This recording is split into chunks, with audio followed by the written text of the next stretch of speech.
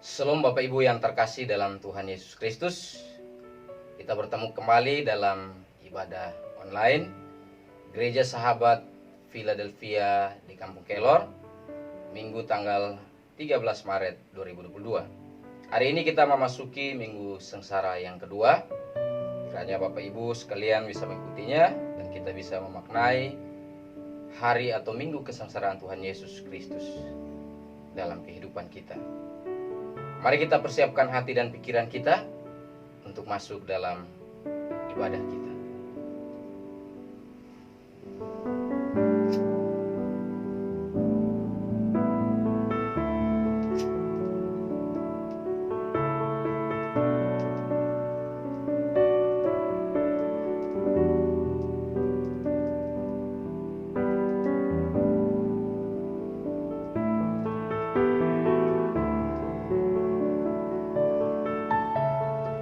Baik Bapak Ibu Saudaraku yang terkasih, kita akan memulai ibadah kita hari ini. Kita akan mengangkat satu pujian dari Kidung Jemaat 157. Kita nyanyikan bait yang pertama, Insan Tangisi Dosamu.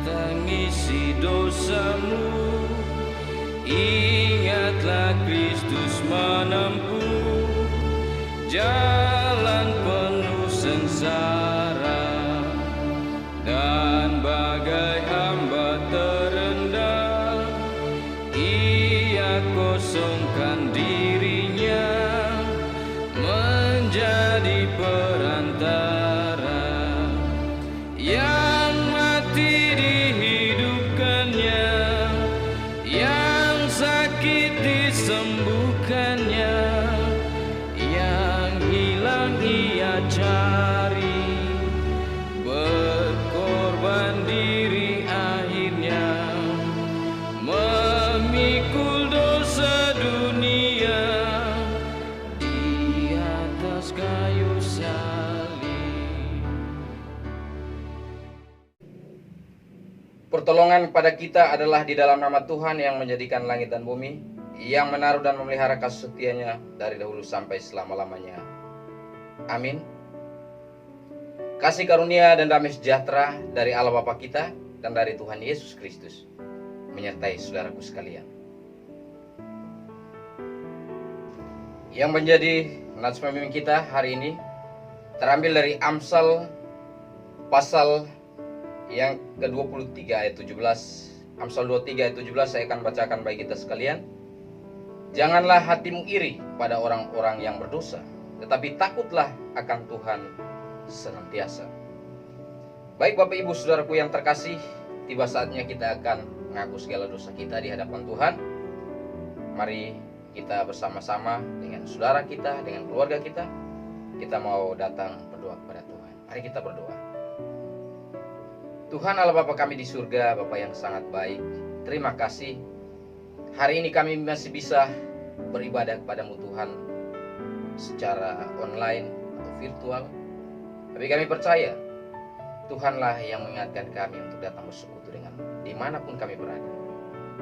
Biarlah di hari ini Tuhan dan di minggu ini Tuhan, kami terus memaknai arti penderitaanmu bagi kami, arti salibmu bagi kami ya Tuhan. Terima kasih Tuhan, kami juga hari ini diberikan waktu untuk datang merenungkan kehidupan kami, perjalanan hidup kami, yang mana banyak sekali kesalahan pelanggaran yang kami lakukan ya Tuhan. Tidak menyenangkan hati Tuhan, tidak seturut dengan firman Tuhan yang kami baca, yang kami dengar. Oleh karena itu Tuhan, kasihani kami, ampuni kami. Ajar kami Tuhan supaya berbalik pada jalan melakukan apa yang Tuhan mau dalam hidup kami.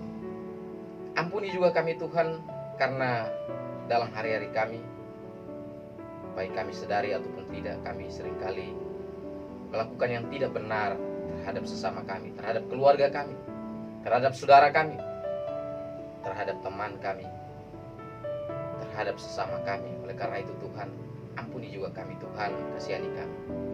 Ajar kami Tuhan, supaya kami tetap mengasihi mereka, Terima kasih Tuhan Yesus, ini pengakuan dosa kami. Kami datang dan berdoa dalam nama Tuhan Yesus Kristus, Juru Selamat kami yang telah menderita bagi kami. Amin. Bapak Ibu Saudaraku yang terkasih, sebagai hamba Tuhan Yesus Kristus, kami akan terus beritakan berita anugerah pengampunan dosa bagi mereka yang percaya dan dengan sungguh-sungguh telah mengaku dosanya. Ingat bahwa pengampunan dosa itu telah berlaku dalam nama Bapa, dalam nama Putra, dan di dalam nama Roh Kudus. Yang menjadi petunjuk hidup baru kita di minggu sengsara yang kedua ini, ambil dari kitab Mazmur pasal 37 ayat 9. Mazmur 37 ayat 9. Sebab orang-orang yang berbuat jahat akan dilenyapkan, tetapi orang-orang yang menanti-nantikan Tuhan akan mewarisi negeri. Demikian petunjuk hidup baru bagi kita. Kiranya Tuhan menolong kita mengingat dan melakukan dalam hidup kita hari lepas hari. Amin. Baik Bapak Ibu Saudaraku yang terkasih, tiba saatnya kita akan membaca dan merenungkan firman Tuhan. Pada perenungan minggu sengsara yang kedua ini, namun sebelumnya mari kita naikkan pujian yang mengatakan seperti rusa yang merindukan sungai, demikian juga hati kita, jiwa kita merindukan firman Tuhan yang memberikan kelegaan bagi kita.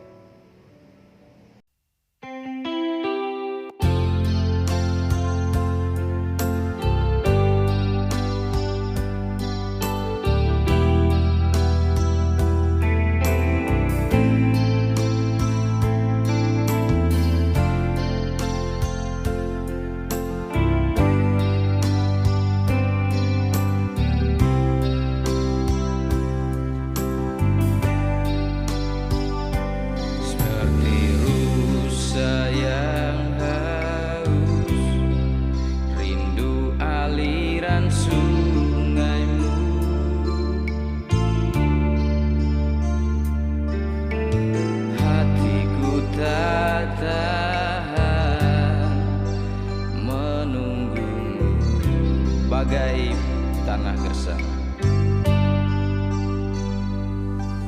bagai tanah gersang, menanti datangnya hujan. Begitupun jiwaku, Tuhan. Hanya Engkau pribadi yang mengenal hatiku. Hanya Engkau pribadi yang mengenal hatiku. Tiada yang tersembunyi bagimu. Seluruh isi hatiku Kau tahu, dan bawaku duduk lebih dekat lagi padamu, tinggal dalam indahnya dekapan kasih-Mu.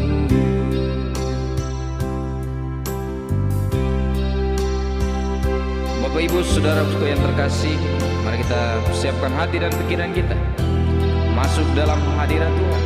Seperti rusa yang haus akan aliran sungai, demikian juga biar hati kita haus akan kebenaran firman Tuhan.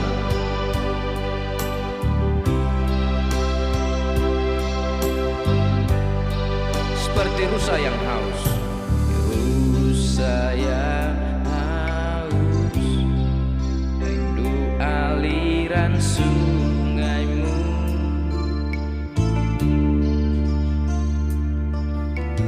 Hatiku tak tahan menunggu-Mu, bagai tanah gersang, bagai tanah gersang, menanti datangnya hujan.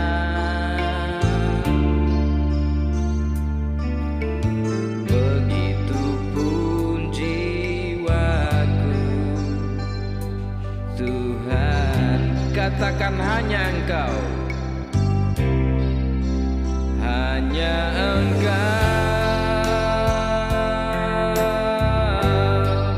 pribadi yang mengenal hatiku. Tiada yang tersembunyi bagimu, seluruh isi hatiku Kau tahu, dan bawaku untuk lebih dekat lagi padamu, tinggal dalam indahnya dekapan kasih-Mu. Katakan hanya Engkau pribadi yang mengenal hatiku, hanya Engkau pribadi yang mengenal hatiku. Tiada yang tersembunyi bagimu, seluruh isi hatiku Tuhan Engkau tahu. Biarlah kami datang mempersiapkan diri kami untuk menyambut kebenaran firman-Mu. Dan bawaku untuk lebih dekat lagi padamu, tinggal dalam indahnya dekapan kasih-Mu.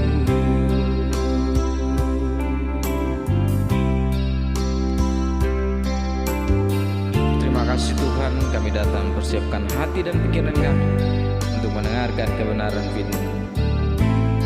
Bila Roh Kudus Tuhan menuntun kami bisa memahami firman Tuhan, tuntun untuk mengerti, melakukan dalam kehidupan kami hari lepas hari. Terima kasih Tuhan Yesus. Amin. Bapak Ibu Saudaraku yang terkasih, hari ini pembacaan firman Tuhan terambil dari Mazmur pasal yang ke-73 ayat 1-20 dengan tema menderita bersama Kristus bukan berarti tidak diberkati. Sekali lagi, menderita bersama Kristus bukan berarti tidak diberkati. Mazmur 73. Saya ajak Bapak Ibu sekalian yang di rumah membuka Alkitabnya. Kita baca dari ayat 1 sampai ayat 20. Di situ tema dari Lembaga Alkitab Indonesia adalah pergumulan dan pengharapan dari Mazmur Asaf. Sesungguhnya Allah itu baik bagi mereka yang tulus hatinya, bagi mereka yang bersih hatinya. Tetapi aku sedikit lagi maka kakiku terpeleset, nyaris aku tergelincir, sebab aku cemburu kepada pembual-pembual. Kalau aku melihat kemujuran orang-orang fasik, sebab kesakitan tidak ada pada mereka, sehat dan gemuk tubuh mereka. Mereka tidak mengalami kesusahan manusia, dan mereka tidak kena tulah seperti orang lain. Sebab itu mereka berkalungkan kecongkakan dan berpakaian kekerasan. Mereka kegemukan, kesalahan mereka menyolok, hati mereka meluap-luap dengan sangkaan. Mereka menyindir dan mengata-ngatai dengan jahatnya. Hal pemerasan dibicarakan mereka dengan tinggi hati. Mereka membuka mulut melawan langit, dan lidah mereka membual di bumi. Sebab itu orang-orang berbalik kepada mereka, mendapatkan mereka seperti air yang berlimpah-limpah. Dan mereka berkata, bagaimana Allah tahu hal itu? Adakah pengetahuan pada Yang Maha Tinggi? Sesungguhnya itulah orang-orang fasik. Mereka menambah harta benda dan senang selamanya. Sia-sia sama sekali aku mempertahankan hati yang bersih dan membasuh tanganku tanda tak bersalah. Namun sepanjang hari aku kena tulah dan kena hukum setiap pagi. Seandainya aku berkata, aku mau berkata-kata seperti itu, maka sesungguhnya aku telah berkhianat kepada angkatan anak-anakku. Tetapi ketika aku bermaksud untuk mengetahuinya, hal itu menjadi kesulitan di mataku, sampai aku masuk ke dalam tempat kudus Allah dan memperhatikan kesudahan mereka. Sesungguhnya di tempat-tempat licin kau taruh mereka, Kau jatuhkan mereka sehingga hancur. Betapa binasa mereka dalam sekejap mata. Lenyap, habis oleh karena kedahsyatan. Seperti mimpi pada waktu terbangun, ya Tuhan, pada waktu terjaga, rupa mereka Kau pandang hina. Sedemikian jauh pembacaan firman Tuhan. Yang berbahagia adalah kita yang sudah membaca, merenungkan, dan akan melakukan dalam hidup kita hari lepas hari. Hosiana, Hosiana, Hosiana, Hosiana.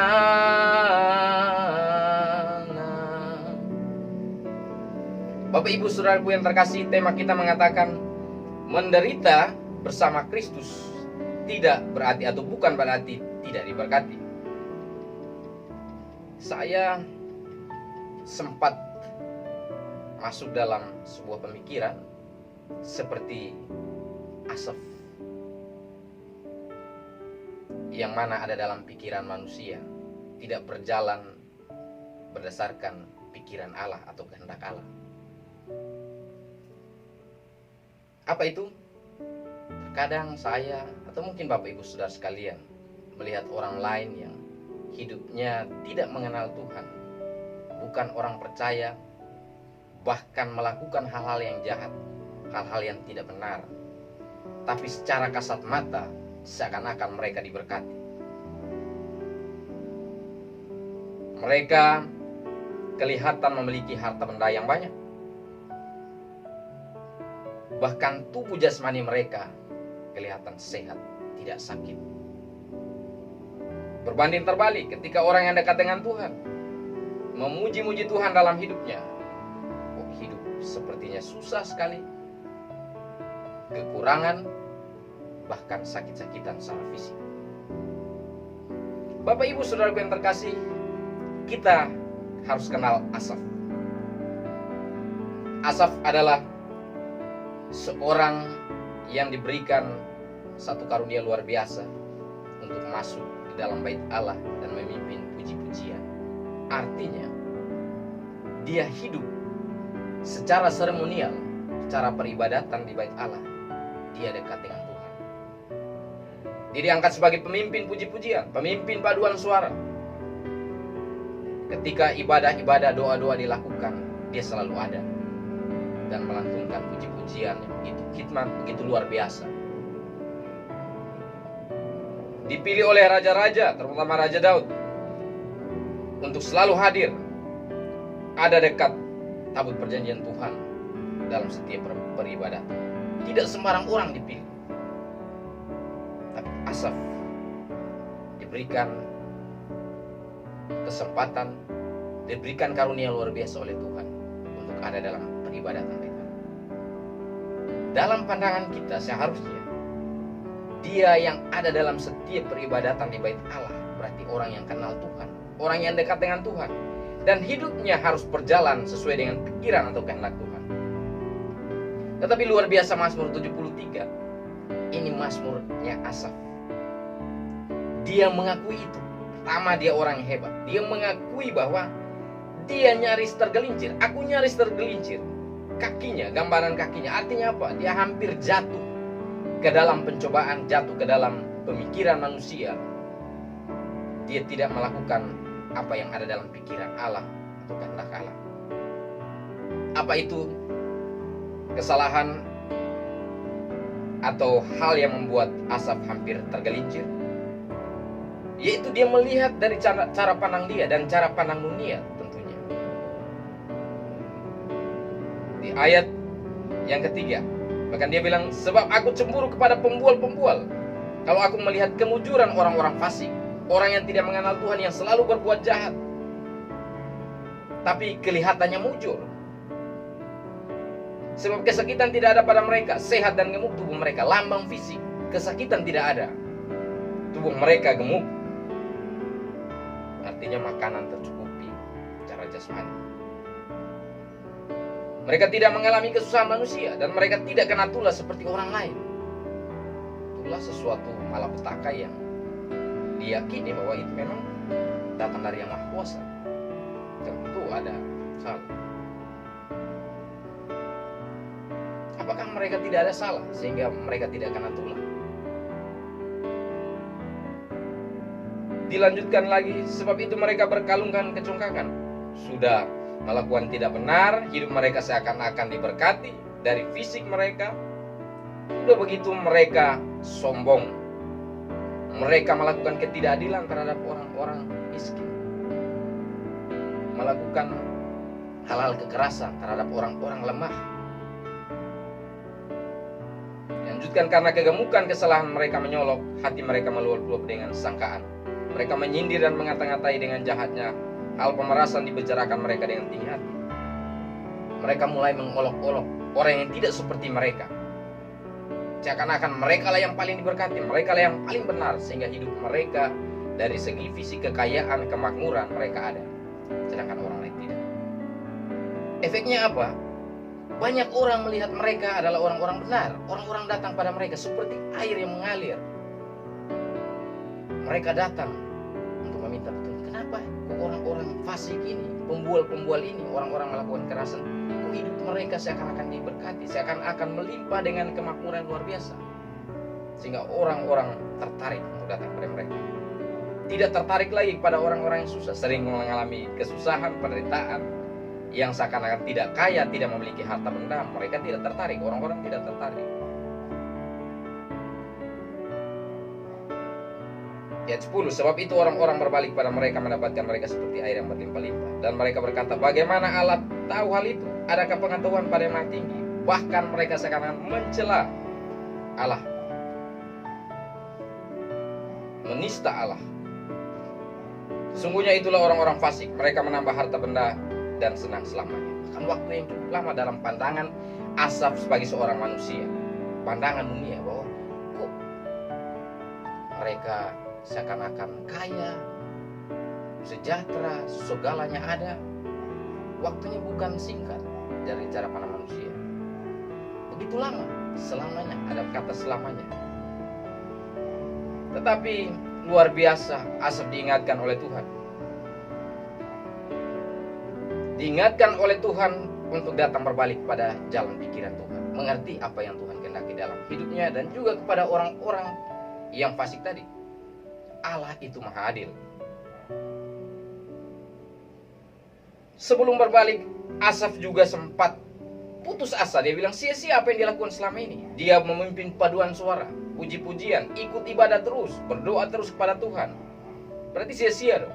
Padahal dia seakan-akan dia mau mencuci tangannya, dia ada dalam kesucian, dia tidak melakukan salah. Tapi kenapa seakan-akan hidupnya tidak seperti orang fasik itu? Di dalam Ulangan pasal 21 ayat 6 sampai 7, ketika membasuh tangan, artinya orang, saya suci, tapi kenapa saya mengalami hal yang seperti ini? Tidak seperti dia yang tidak mengenal Tuhan, tidak ikut Tuhan, tapi kok hidupnya seakan-akan lebih baik dari saya. Tapi apa yang didapatkan ketika dia ada dalam pikiran itu? Dia malah tambah kena tulah. Menjadi kesulitan bagi mataku. Seandainya aku berkata, aku mau berkata seperti itu, maka sesungguhnya aku telah berkhianat kepada angkatan anak-anakmu. Tetapi ketika aku bermaksud untuk mengetahuinya, hal itu menjadi kesulitan di mataku, sampai aku masuk ke dalam tempat kudus Allah dan memperhatikan kesudahan mereka. Ayat 14, namun sepanjang hari aku kena tulah. Udah susah tambah susah lagi, kena malapetaka. Tapi itu tadi, dia berbalik pada Tuhan. Caranya adalah dia datang di rumah Tuhan, kembali ke tempat setiap hari dia datang memimpin puji-pujian. Dia melihat apakah yang selama ini saya lakukan benar-benar saya dekat dengan Tuhan. Hidup di rumah Tuhan, apakah sudah dekat dengan Tuhan? Asaf mengingatkan kita bahwa tidak selamanya orang yang selalu memimpin puji-pujian, pemimpin-pemimpin rohani, mereka kenal dekat dengan Tuhan.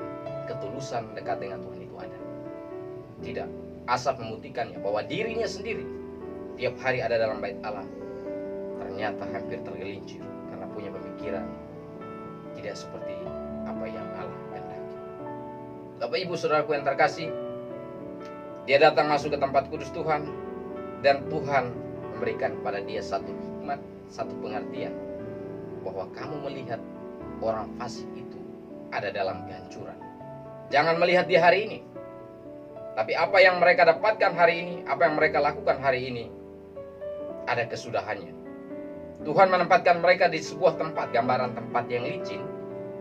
Artinya ketika orang masuk dalam tempat itu, orang mau melompat, mau berlari, pasti akan jatuh.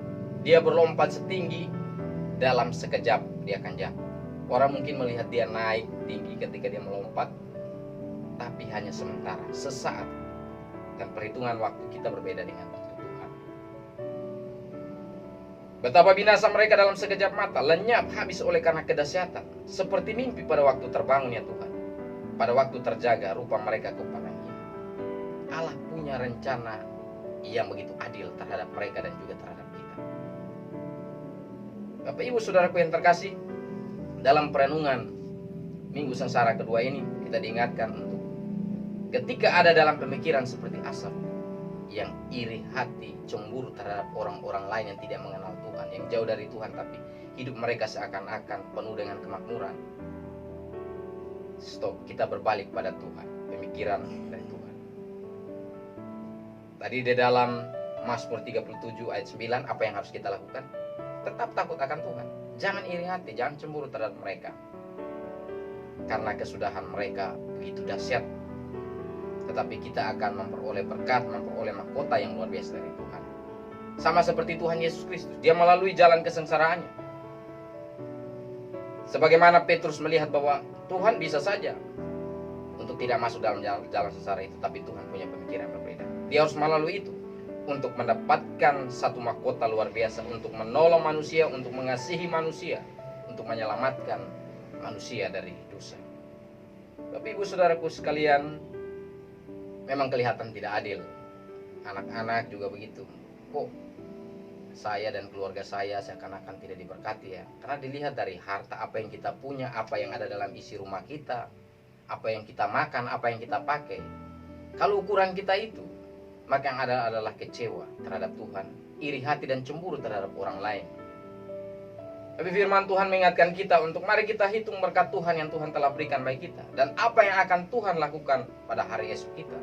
Begitu luar biasa.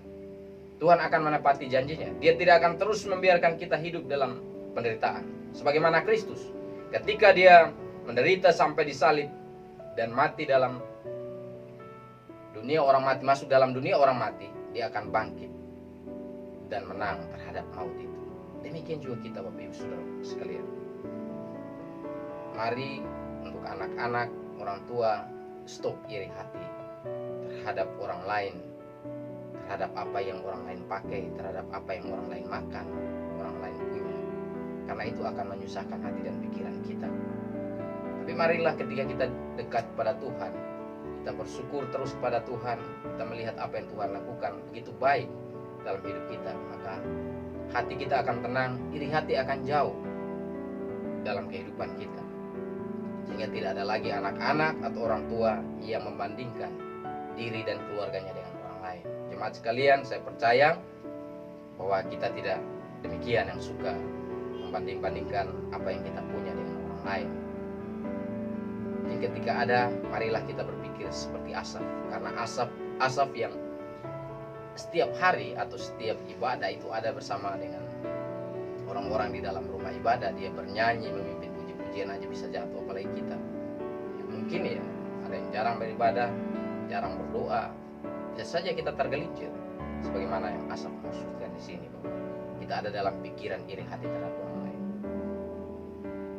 Amsal 23:17, Amsal 24 ayat 19 dan ayat 20 mengingatkan kita bahwa jangan iri hati, stop iri hati terhadap orang fasik, terhadap pembual, terhadap orang yang tidak adil. Karena itu akan sia-sia.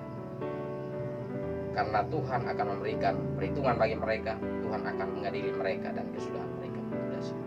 Tetapi kita yang bertahan dalam Tuhan, menderita bersama dengan Tuhan, akan diberkati.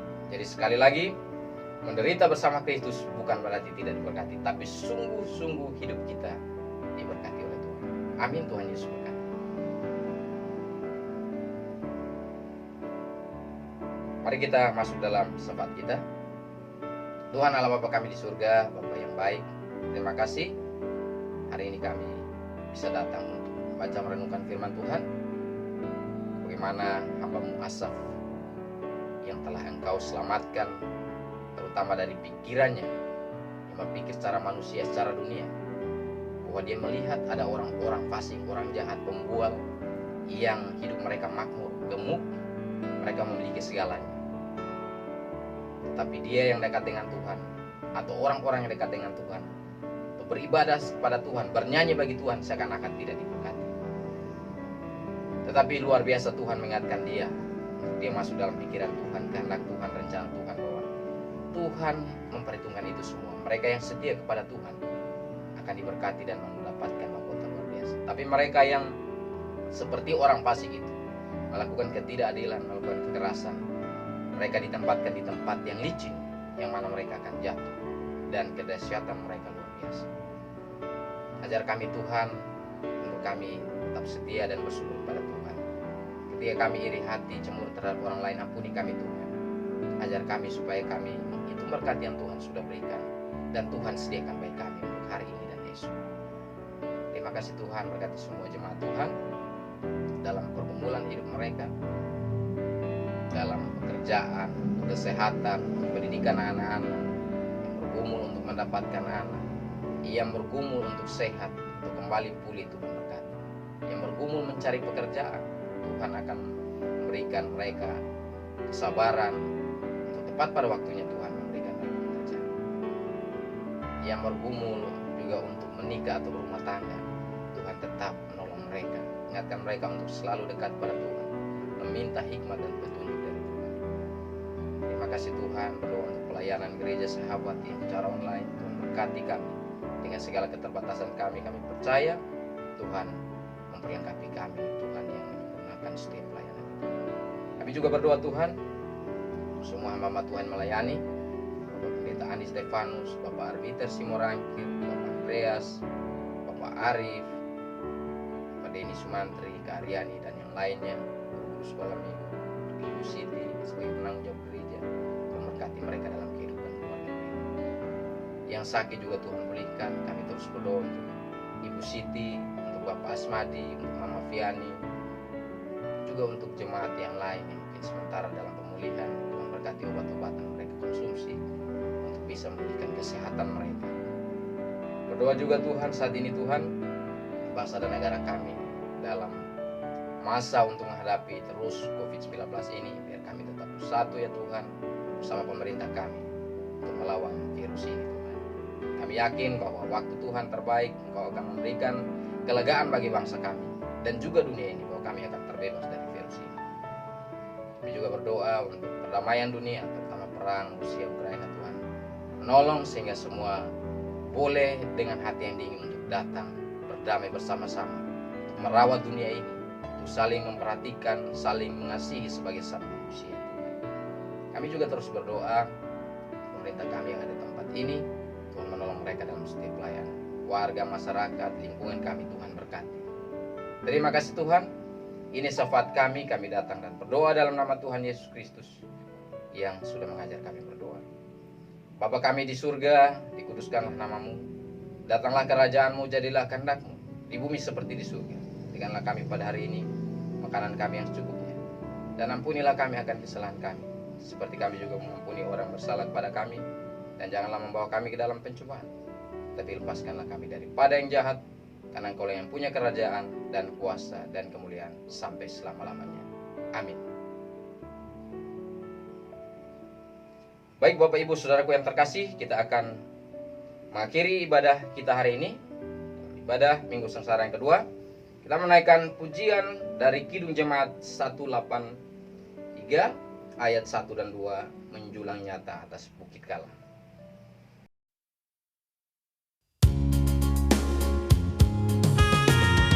Bapak Ibu Saudaraku yang terkasih, pujian ini mengingatkan kita bahwa begitu besar kasih Tuhan bagi kita. Dia datang menderita bagi kita. Dia melalui jalan salib, melalui Via Dolorosa. Hari ini kita memperingati hari atau minggu-minggu sengsara Yesus Kristus. Bila kita terus yakin bahwa Yesus datang sengsara untuk kita, menjulang nyata atas bukit Kala, menjulang nyata nyata atas bukit kala, terang benderang salibmu Tuhanku, dari sinarnya yang menyala-nyala, memancar kasih agung dan restu. Seluruh umat insan menengadah ke arah cahaya kasih yang mesra, bagai pelaut yang karam merindukan di ufuk timur pagi merekah.